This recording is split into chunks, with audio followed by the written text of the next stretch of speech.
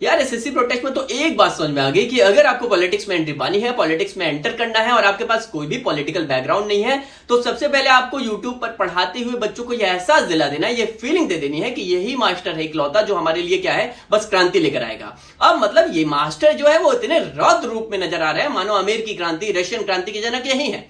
अब ये प्रोटेस्ट जो है वो मानो सभी देशी विदेशी क्रांतियों के साथ साथ रामायण और इतिहास से भी जुड़ता हुआ नजर आ रहा है। जी हाँ, मतलब कोई कह रहा है कि हम मास्टरों के बीच में ही कोई जयचंद छिपा हुआ है। अरे भाई हद होती है। भाई तुम लोग बच्चों के लिए प्रोटेस्ट शुरू किए थे या फिर अपनी कोचिंग राइवलरी के लिए, ये बता दो सबसे पहले। अब इसी क्रांति के बीच खाकी वर्दी के जनक का भी पता चल गया है। कोई है जो वर्दी की अहमियत को तुच्छता का एहसास दिलाते हुए ये कह रहा है कि पहनकर उतार भी थी, मानो इस लहजे में कि वर्दी के असली जनक यही है। अरे भाई अगर उस वर्दी में कुछ नहीं है तो बच्चों को वर्दी पहनाने का ढोंग क्यों?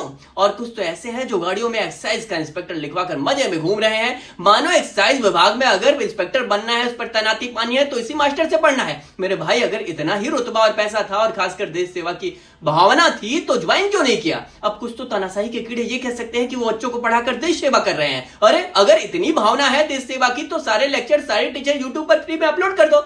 मेरे भाई इससे बड़ी देश सेवा क्या होगी?